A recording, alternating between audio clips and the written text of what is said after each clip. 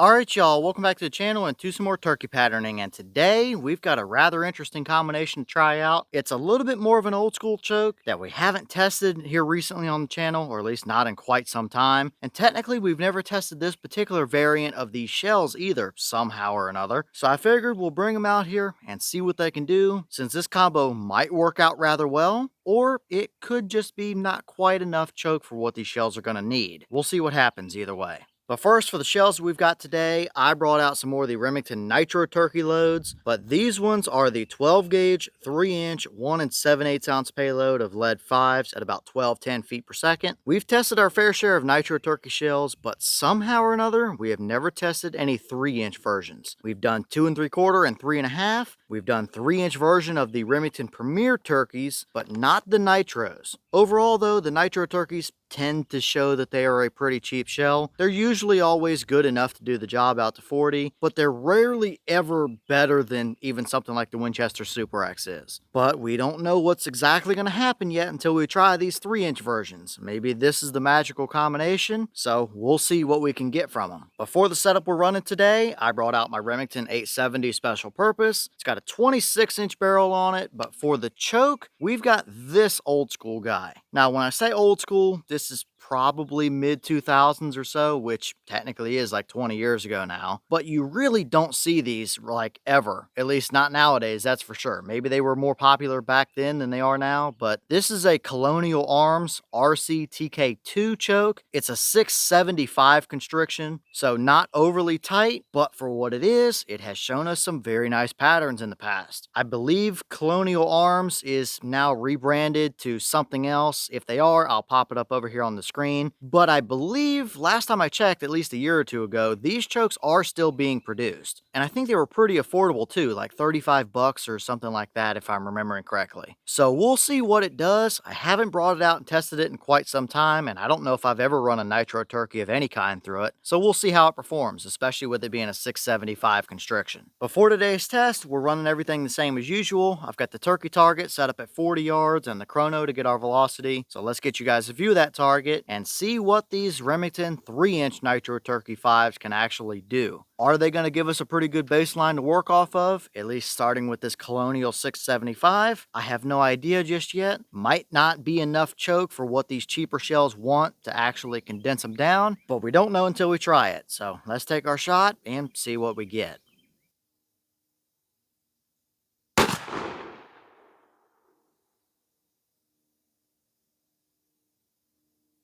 Alright, that shell gave us 1264 through the chrono. Boss claim is 1210, so we're 50-ish feet per second above their boss claim, even from our 26 inch barrel, but still mid 1200s is just fine with a load of lead 5s. But how did they actually pattern down there at 40? Let's go check it out and see.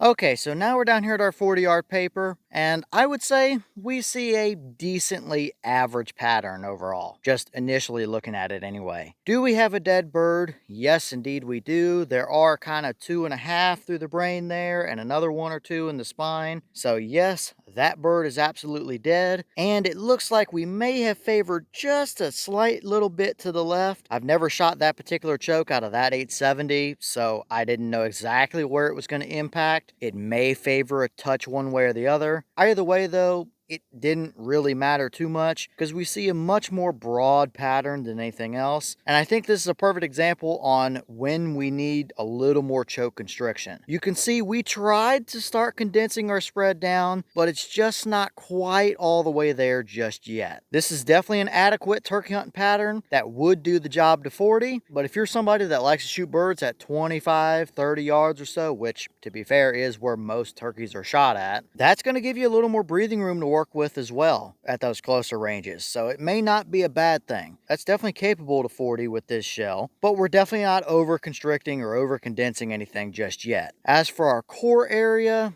it might be a little hotter kind of right around the front of that bird's beak than it is in some of the other places of the pattern, but not drastically so. Kind of just a more broad spread all around his head area there. Definitely nothing special. We might have thrown a few flyers at the bottom down there as well. So we're definitely not condensed down yet, that's for sure. Going to a 665 or 670 choke is probably going to be a better idea, at least if you want the pattern brought in a little bit more. Either way though, I think this is a solid starting point for these shells. I think we've got breathing room to choke them down a little more, but at least they show a little bit of promise, because we have seen other Remington shells pattern way worse than this. So we may not be off to too bad of a start here overall. But let's pull the turkey target down, get it out of our way. I'll finish circling the pellets and drawing some bigger circles and counting stuff, and we'll see just how good this pattern actually looks, because it might look a touch better without that turkey target in the way.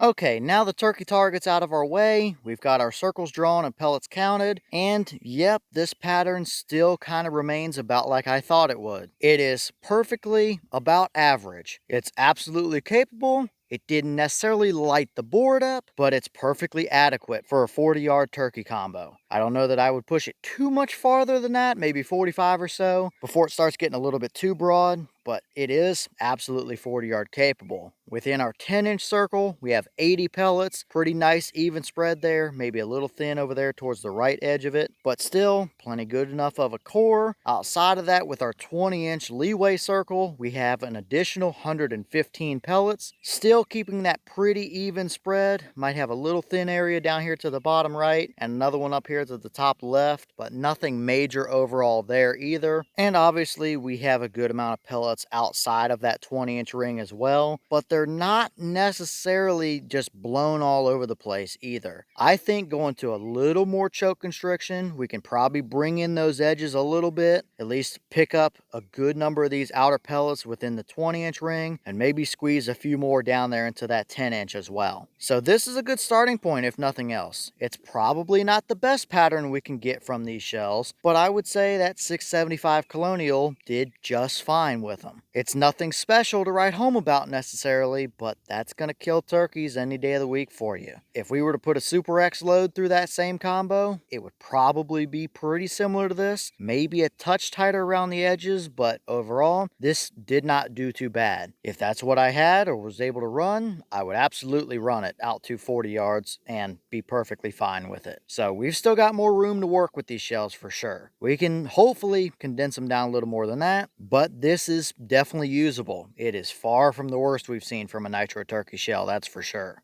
And here's the wad out of that shell. Very typical Remington stuff overall. No major damage or anything to it that I'm concerned with. That's a 675 choke, so we're not over constricting anything. Doesn't have any porting or straight rifling or steps or anything like that in there to get snagged up on. So overall, the wad looks perfectly fine for today.